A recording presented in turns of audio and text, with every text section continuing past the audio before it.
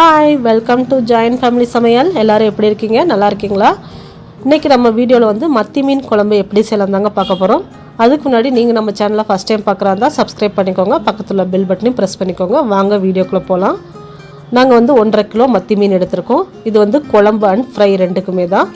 இன்றைக்கி வீடியோவில் நம்ம குழம்பு மட்டும் எப்படி செய்யலான்னு பார்க்கலாம். நாளைக்கு வீடியோவில் மத்தி மீன் ஃப்ரை எப்படி செய்யலான்னு பார்க்கலாம். இந்த மத்தி மீனை வந்து கல்லுப்பு போட்டு நல்லா தேய்ச்சி கழுவி எடுத்துக்கலாம். அத்தை கழுவி கொடுத்துருவாங்க. அதுக்குள்ளே நம்ம வெங்காயம் தக்காளிலாம் வதக்கிடலாம். வெங்காயம் தக்காளி கட் பண்ணி எடுத்து வச்சுருக்கேன். இந்த பக்கம் கடாய் வந்து காய வச்சுருக்கேன். அதில் கொஞ்சமாக எண்ணெய் சேர்த்துருக்கேன். இந்த எண்ணெய் சூடானதும் இதில் கொஞ்சமாக சீரகம் சேர்த்துக்கலாம். இந்த சீரகம் நல்லா பொரியட்டும். பொரிஞ்சதும் கொஞ்சமாக மிளகு சேர்த்துக்கலாம். இது நல்லா பொரிஞ்சதும் இது கூட வந்து நம்ம கட் பண்ணி வச்சுருக்க பெரிய வெங்காயம் சேர்த்துக்கலாம். இது வந்து அரைக்க போகிறோம். பெரிய வெங்காயம் நல்லா வதங்கி வரட்டும். பெரிய வெங்காயம் இந்த அளவுக்கு வதங்கி வந்துருச்சு. இது கூட வந்து நான் தக்காளி சேர்த்துக்கிறேன்.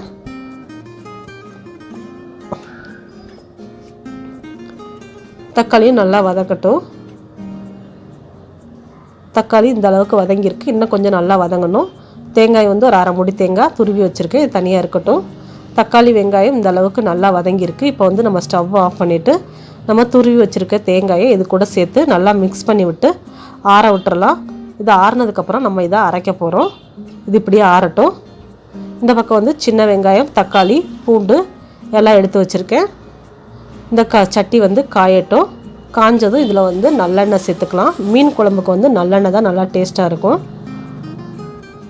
இப்போ வந்து எண்ணெய் வந்து சூடாயிடுச்சு. இதில் வந்து கடுகு சேர்த்துக்கலாம். இந்த கடுகு உளுந்த பருப்பு பொரிஞ்சதும் இதில் வந்து கொஞ்சமாக வெந்தயம். இது கூட வந்து நம்ம உரித்து வச்ச பூண்டு சேர்த்து நல்லா வதக்கி விடுங்க. பூண்டு வந்து நல்லா கோல்டன் ப்ரௌன் கலருக்கு வரட்டும். இப்போ இது கூட வந்து கருவேப்பிலை சேர்த்துக்கலாம். கருவேப்பிலை நல்லா பொரிஞ்சதும் நம்ம கட் பண்ணி வச்சுருக்க சின்ன வெங்காயம் சேர்த்து நல்லா வதக்கி விட்டுடலாம். சின்ன வெங்காயம் வந்து நல்லா வதங்கி வரட்டும். இப்போ நம்ம கட் பண்ணி வச்சுருக்க தக்காளி வந்து இந்த மாதிரி கைகளால் கசக்கி சேர்த்துக்கலாம். அப்போ தான் தக்காளியும் சீக்கிரம் வதங்கும், நல்லா டேஸ்ட்டாகவும் இருக்கும்.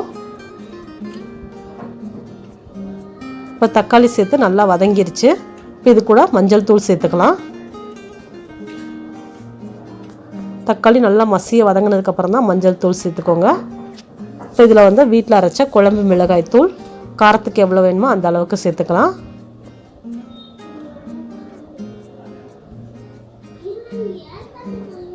இப்போ வந்து கொஞ்சம் 1/2 டேபிள் ஸ்பூன் அளவுக்கு தனி மிளகாய் தூள் சேர்த்துக்கிறோம். இது வந்து எங்களுக்கு கொஞ்சம் காரம் கம்மியாக இருந்தது இந்த குழம்பு மிளகாய் தூள், அதனால தான் நாங்கள் தனியாக சேர்த்துருக்கோம். நீங்கள் உங்கள் வீட்டில் எப்படி அரைச்சிருக்கீங்களோ அதை ஒரு பொறுத்து நீங்கள் சேர்த்துக்கோங்க. இதை வந்து தண்ணி ஊற்றாமல் எண்ணெயிலையும் ஸ்டவ்வை வந்து சிம்மில் வச்சு இந்த மாதிரி 1 நிமிஷம் வதக்கி விடுங்க இந்த மசாலா தூளையை. இப்போ கொஞ்சம் கொஞ்சமாக தண்ணி சேர்த்து கட்டிகள் இல்லாமல் எல்லாத்தையும் நல்லா கலந்து விட்டுக்கோங்க. இது வந்து கொதிக்கட்டும். இது கொதிக்கிறதுக்குள்ளே நம்ம ஆல்ரெடி வதக்கி வச்சுருந்தோம் இல்லையா வெங்காயம் தக்காளி, இதை வந்து நம்ம அரைச்சி எடுத்துக்கலாம். அரைச்சி எடுத்துகிட்டு வந்து காமிக்கிறேன். பாருங்கள், இது வந்து அரைச்சி எடுத்தாச்சு. இந்த பக்கம் குழம்பும் கொதிச்சாச்சு. இப்போ நம்ம இதை வந்து இது கூட சேர்த்துக்கலாம். இப்போ இது கூட மிக்ஸி ஜார்லேயும் கொஞ்சம் தண்ணி சேர்த்து இது கூட கலந்துக்கலாம். இப்போ இதுக்கு தேவையான அளவு உப்பு சேர்த்துருக்கோம். இப்போ வந்து புளி வந்து கரைச்சி ஊற்றிக்கலாம். புளி எவ்வளோ வேணுமோ நம்ம டேஸ்ட்டுக்கு தகுந்த அளவு இதில் ஊற்றிக்கலாம்.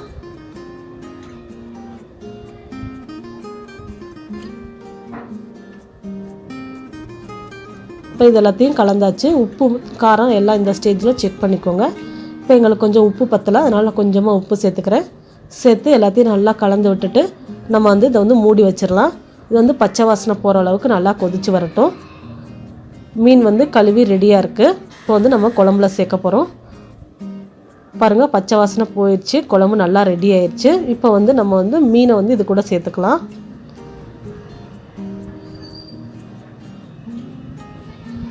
சேர்த்து ஒரு 5 நிமிஷம் வந்து கொதிச்சா போதும். மீன் வந்து சீக்கிரம் வெந்துடும். ஒரு மூடி போட்டு மீடியம் ஃப்ளேமில் வச்சு ஒரு 5 நிமிஷம் மட்டும் கொதிக்க விடுங்க. அவ்வளோதாங்க, மத்தி மீன் குழம்பு வந்து ரெடி ஆயிடுச்சு. இதே மாதிரி நீங்களும் உங்கள் வீட்டில் செஞ்சு பாருங்கள். செஞ்சு பார்த்துட்டு எப்படி இருக்குன்னு எனக்கு கமெண்ட் பண்ணுங்கள். இந்த வீடியோ உங்களுக்கு பிடிச்சிருந்தா லைக் பண்ணிக்கோங்க, அப்படியே உங்கள் ஃப்ரெண்ட்ஸ் அண்ட் ஃபேமிலிக்கு ஷேர் பண்ணிக்கோங்க. மறக்காமல் நம்ம ஜாயின்ட் ஃபேமிலி சமையல் சேனலை சப்ஸ்கிரைப் பண்ணிக்கோங்க, அப்படியே பக்கத்தில் பெல் பட்டனையும் ப்ரெஸ் பண்ணிக்கோங்க. அப்போ தான் நான் அடுத்தடுத்து போடுற வீடியோக்கள் உங்களுக்கு நோட்டிஃபிகேஷனில் வந்து சேரும். தேங்க்யூ ஃபார் வாட்சிங். பாய்.